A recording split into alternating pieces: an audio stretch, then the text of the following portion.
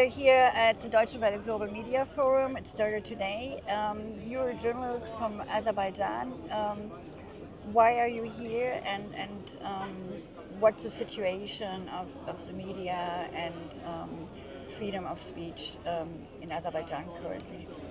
I'm here because I tried to speak up on behalf of my imprisoned colleagues who expose huge, massive corruptions, environmental disasters, which is produced by our oil and gas industry in Azerbaijan for the last 30 years. And most of my colleagues who jailed for the last half of the year, they are jailed because Azerbaijan able to get the host country status for COP29. That's why we are decide to coming here to Bonn, to World Climate Change Capital, to raise awareness during the SB60 and raise awareness during the global media forum, which is organized by the Deutsche Welle, and with attendance of all of the thousand media professionals, we try to raise awareness and ask for solidarity for the global media community, because without strong journalist solidarities, impossible to get any success with for the get the free our people out of the prison in Azerbaijan. Yes, so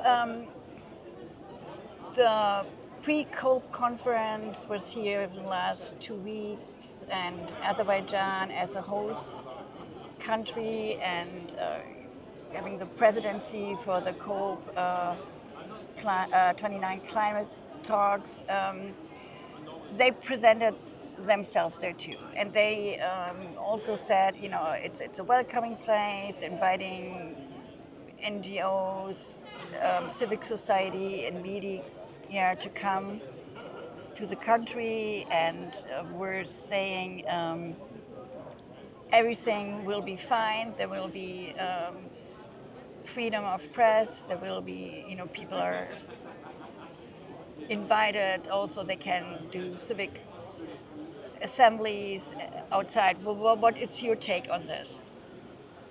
To be honest, I don't believe to any kind of promises which is Azerbaijani government distributed during the SB60. For the whole, since from 3rd till 13th of June, presidency team who are responsible for all actions related with the COP29 in Baku, they are, during their public briefings, they're always mentioning for they are ready for equal and meaningful COP21 for everyone, including state parties, holders, and observers, which is like medias and NGOs have this status.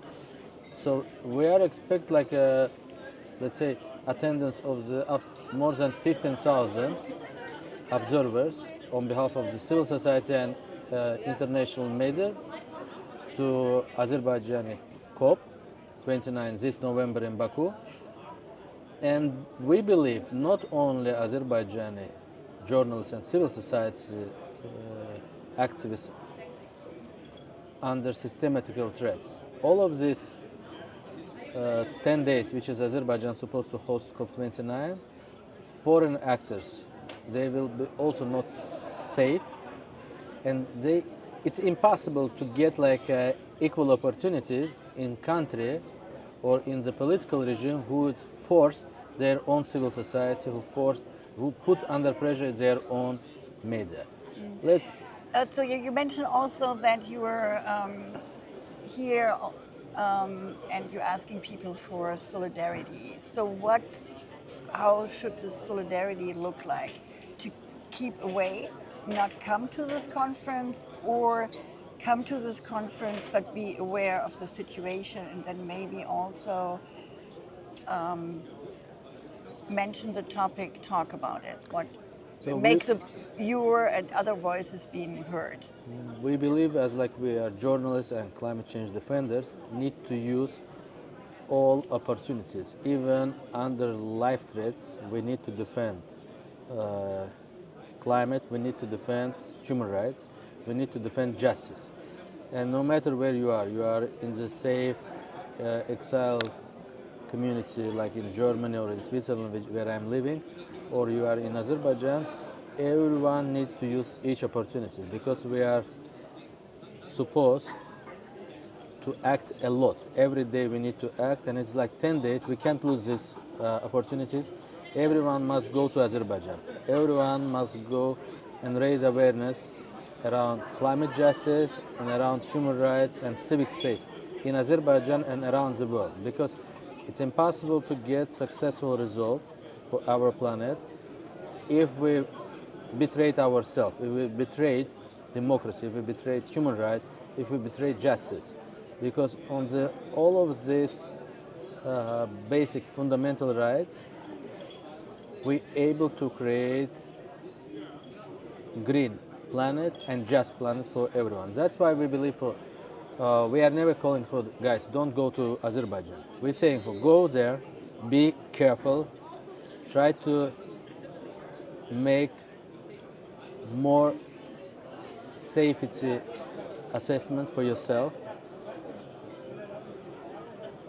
And if you believe you are safe, if you believe you are protected, go there, speak up on behalf of the Azerbaijani journalists, on behalf of Azerbaijani climate defender, environmental journalists, and raise awareness for everyone, for planet and their inhabitants. That's what we believe. With this kind of solidarity, we're able to get results for environment, and we get to results for our imprisoned community, because like a host country status, which is Azerbaijan managed to give unique opportunity for Aliyev to greenwash himself, whitewash himself. This guy is authoritarian ruler who's staying on the power last 21 years, and he gets the power from his dad. Imagine like for the last 31 years, one ruling family staying on the control and controlled everything. Environment, they controlled political, social life, everything in Azerbaijan, and that's why I believe without solidarity, we're not able to speak up on current disaster what we have in Azerbaijan. We have disaster with environment, with human rights, with democracy, accountability and transparency. And again, we don't need to be naive. Like again, solidarity means we need to ask the Azerbaijani government if they address during this SB60 for this year, it's financial COP29, most important challenge for global communities like establish like a transparent mechanism on the loss and damages funds. They are trying to positioning themselves as like they are biggest justice fighters, which is not true.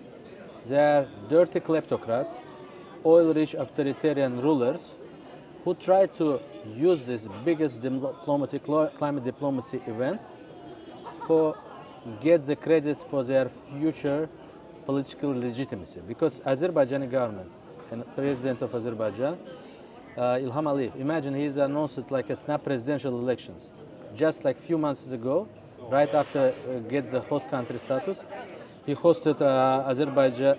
He's decided to make a snap elections 2 years earlier than expected for the all political and civil society community. And he making now snap parliamentary elections, because parliamentary elections in Azerbaijan supposed to be on the same week with the COP29 in Baku. And Aliyev afraid for if it's the same week in the COP29 we have like a parliamentary elections, opposition supposed to go to the street, protest against electoral violence, electoral integrity, calling for more support, international solidarity for democracy in Azerbaijan. Aliyev afraid it, and that's why he decided to make snap parliamentary elections in the next upcoming 1 or 2 or 3 months. And we believe what they are planning to do snap parliamentary elections this August, which is also give us additional risk. If before, year ago, we have only 100 political prisoners, today we have 300 political prisoners. Imagine all of these people jailed because Azerbaijan hosted a global environmental conference, like a conference of the party. And we believe with all international journalists and environmental defenders support and their solidarities, we able to show the alternative pictures. That's why we already established like a special website which is named cop29.host. We ask like famous climate change activists raise awareness around the imprisoned colleagues in Azerbaijan. And today we are here in the global media forums, and we're able to address during the plenary. I'm asked like a participant in the first plenary debate, which is cover the topics how the journalists supposed to defend democracies. I'm asking them for guys. We know how to defend democracies. We are paid huge price for this for the last 20 years in Azerbaijan. But my questions to all audience, how the Western world, Western democracies, supposed to defend journalists? Because like without like cross-border support, journalists in Azerbaijan, they are not able to raise their voices. All of them right now voiceless because they are jailed. And I'm only a single person who are able to attend from Azerbaijan to the Global Media Forum. Because I'm not arrested, because I'm able to escape from my country, from country which is leader, deprive my citizenship. But I'm still able to speak up on behalf of Azerbaijani civil society activists and journalists. Our colleagues also raise awareness in the front of the main entrance today. They make a protest, public protest, and they distributed all of these booklets with the photos of journalists, brief descriptions about their stories. So we try to do, but our resources is limited, and we believe for the Azerbaijani civil society, Bonn will be in the next 6 months most important focus point, because we're planning to do systematical protest in front of the UNFCCC office here in Bonn. We try to raise we try to establish like a permanent tent in front of the Deutsche Welle and in front of the UNFCCC headquarters, just to raise awareness, because we still believe a few of us not able to inform everyone during these conferences, and for the next 6 months we're planning to do it here as well. Last week, there was also some protests from people from Armenia. That, I mean, for decades there was this conflict about the mountain region, Karabakh, and only last year there was war and people forcibly displaced from their land. Now the presidency, they called also the upcoming COP a COP of peace. What could that also, I mean, and then we have other wars and conflicts here in that the media is now focused on in of course, Ukraine and Gaza, but how would that all fit into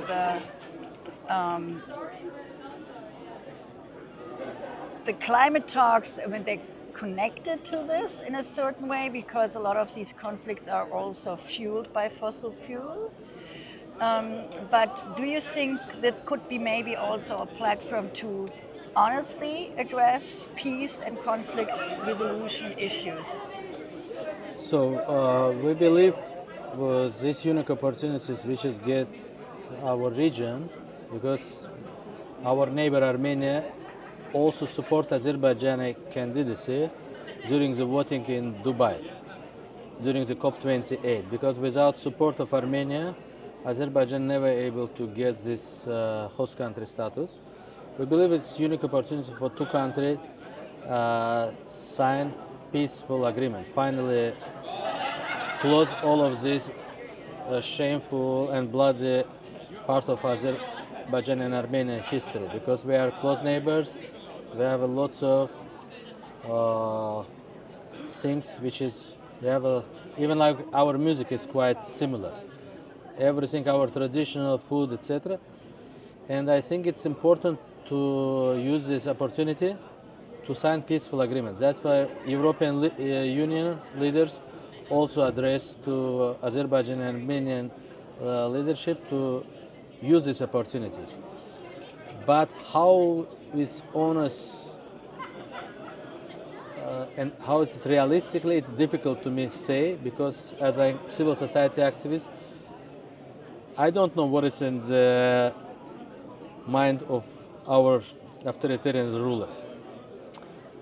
I believe in Azerbaijan, if Ilham Aliyev and Nikol Pashinyan not able to sign peaceful deal in front of the COP29, I'm afraid, and I'm think for it's possible for we have next escalations between our two countries. That's why we need to raise awareness and call to all stakeholders who engage with Azerbaijan and Armenia to make everything is possible to sign this peaceful agreement.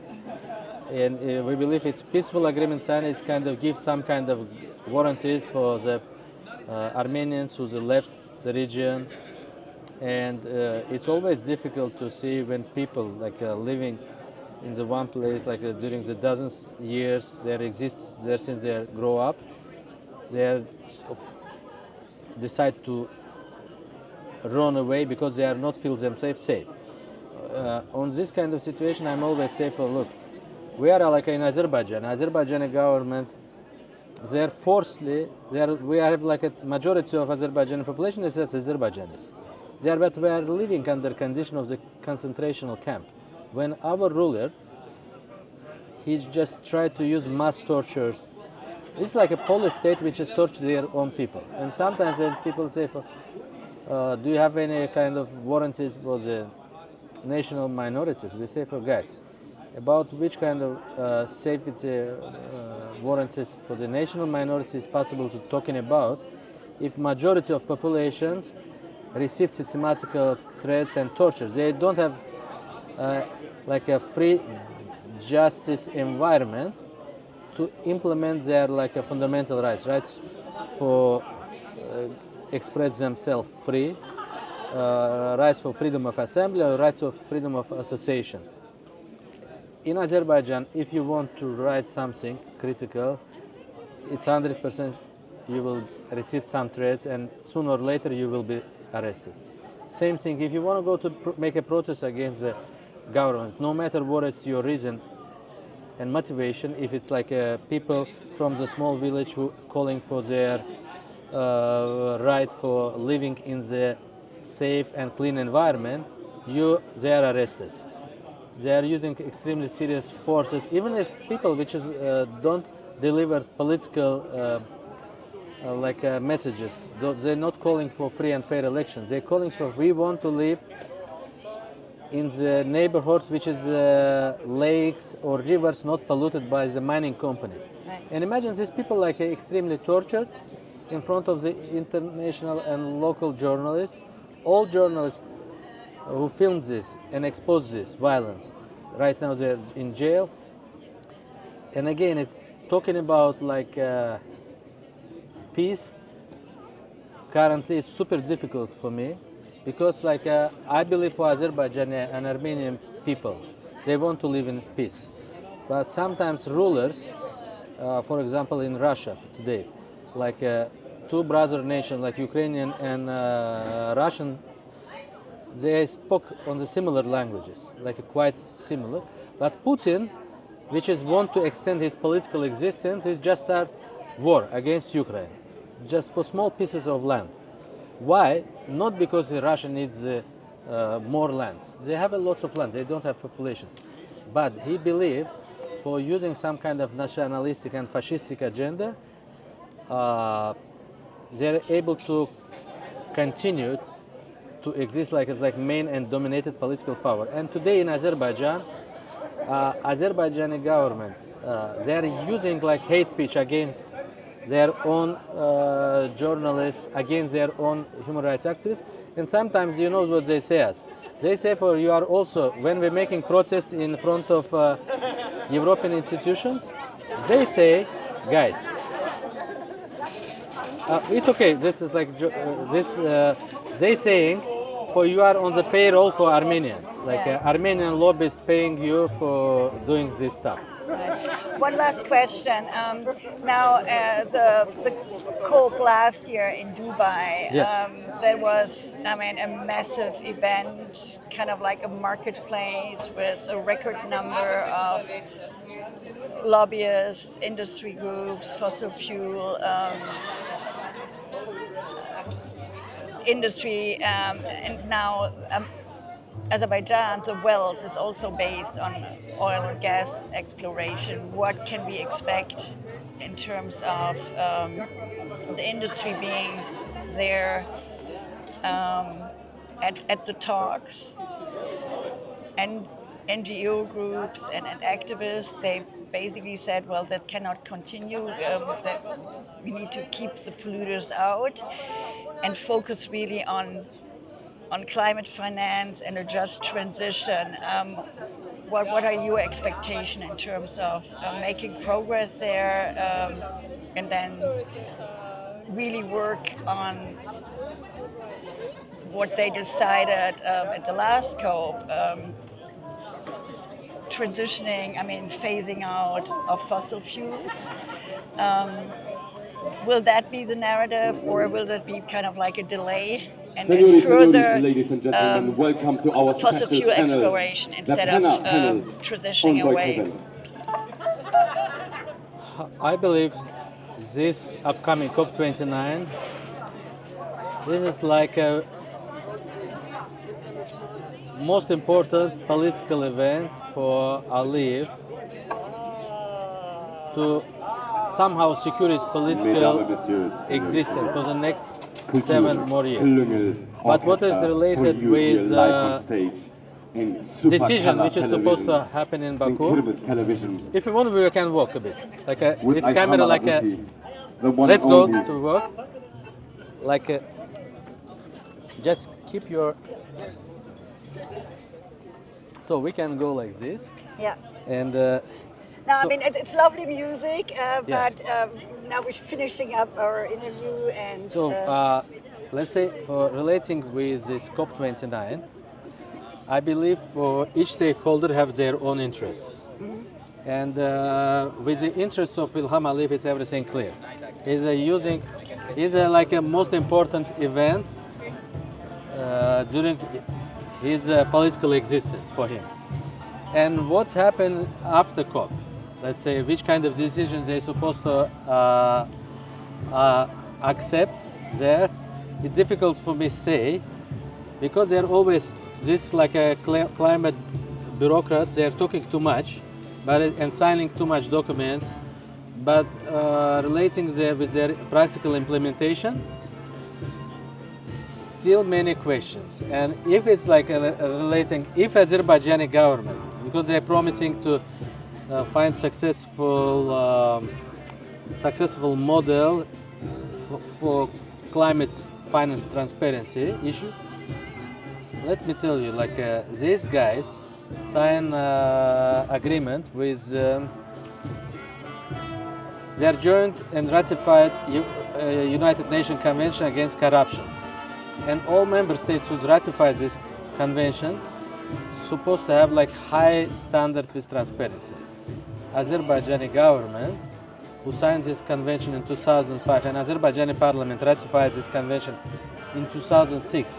Until today, they are not able to realize on the practice declarations of interest of the state officials. Imagine, president or even small like regional government representatives, they never publish information about their assets, from where these assets or monies comes, which is salary, which is sides of their salaries or real estate, which is their owner. They never publish this. And with this kind of realities, about which kind of transparency for the climate finance is possible to talk in, I just don't want to give to the stakeholders or people who are supposed to listening us or watching us any kind of hopes until we are not able to make these governments accountable in front of their own people, in front of the global communities, speaking about very ambitious targets to make like a climate finance more fair and more transparent, it's mission impossible, unfortunately. But for us, it's mission is possible if we continue to fight for this. We still need to do a lot of things until COP20, after COP29, because Azerbaijani government presidency started on November and continued until COP30. We still have 1.5 years to raise awareness around the climate finance, which is promised by Azerbaijani kleptocratic ruler and authoritarian ruler Ilham Aliyev. And relating with the realities, if you see like to the leadership or even about public calls which is Ilham Aliyev making, even during the Petersburg climate change conference months ago, he calling for increasing like investment to the oil and gas industry in Azerbaijan. That's what he calling. Like a president of COP, main figure in the COP29 is president of Azerbaijan. Like a president of the COP, which is president designated, like a Mukhtar Babayev, he's no one. He's like just like a minister who is appointed by Aliyev. And main mastermind person is like a Ilham Aliyev in all of this story. And if this, like all of this COP29 main figure publicly in Europe, in the joint press conference with Olaf Scholz, without any kind of, he fine with this. It's just say for, yes, I understand it maybe sounds strange, but if Europe want Azerbaijani gas, you have to increase investment. Signing with me simple MOUs, Memorandum of Understanding, which is Ursula von der Leyen signed with Ilham Aliyev 2 years ago. That is not enough, he said. He said you need to increase investment, and after we will talk about this. And when it's like coming back to your questions about climate finance, I think Aliyev sometimes misunderstand what is the climate finance is. For him, it's climate finance. He say, well, okay, guys, increase investment to the gas industries. If you find like a oil industry but more toxic compared with gas industry, make sure for you increase investment to Azerbaijan. And Aliyev, if like we are as like human rights defenders and journalists and climate defenders from Azerbaijan, we try to raise awareness during the COP29 with the situation with the civic space, with lack of public participations, lack of opportunities for the civil society. We do our awareness campaign. And Aliyev, he make his own awareness campaign. He calling for increased investment. During his meeting with the German business community a few months ago, he asked like German industry leaders increase German investment to Azerbaijan up to 2030, and he said we need 40 billion euros investment. Right, and this investment, what he's calling, is this supposed to be investment in green energy or job creation in green jobs and technology to phase away from fossil fuels, or?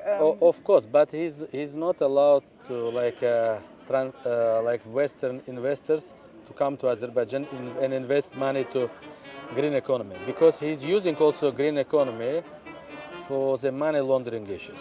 Imagine they are stealing billions from the oil and gas exports for the last 20 years. And I just like to try to describe very briefly. For example, if you steal like 100 billion from your oil and gas export for the last 20 years, it's difficult to save them in the Swiss, French or German or American banks, because now all banks or global finance intelligence units, they are looking for the dirty monies. And what this guy start to do, he start to invest this money, which is like he's still from Azerbaijan, he start to reinvest back this money after 10 years since money was stolen.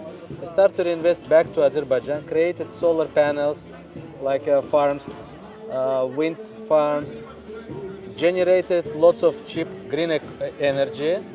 He started to invest also for the data centers. Imagine, these data centers connected with this oil, sun and wind, green energy sources. They're produced. They're start to use them for mining. Half of them for mining, like they're generated like cryptocurrencies. Yeah. That's government of Azerbaijan also start to say we want to be pioneer with using like a blockchain for fair distribution of the climate finance. But it's like everything was related with the money laundering in the end. And the last thing with the green economy, when we're asking accountability and transparency for all of these green projects, they didn't publish anything. And imagine half of this like technical infrastructure, like a blockchain infrastructure, data centers, and green energy sources. They are subrented by the Western IT companies, Google, Facebook, Oracle, Amazon, and others, global IT companies. They're making in Azerbaijan regional data centers. Right. And it's like clear money which is Ali families get from these like rental facilities. And when they're going back to the European banks and say, when European banking industry asking them from which this money coming from, they say for this money come from our successful green startup projects, which is we are magically able to establish in Azerbaijan. That's why I believe for all investments supposed to be transparent. If we want to speak about like a green, equal and fair green transition, we don't want to make some kind of greenwashing, because in the end, greenwashing is also generated huge risk for the future of democracy, not only in Azerbaijan. The same kind of greenwashing scenario able to implement in different authoritarian states, and it's always big challenge for me and questions for, do we want to live in the authoritarian and dictatorship world with oxygen?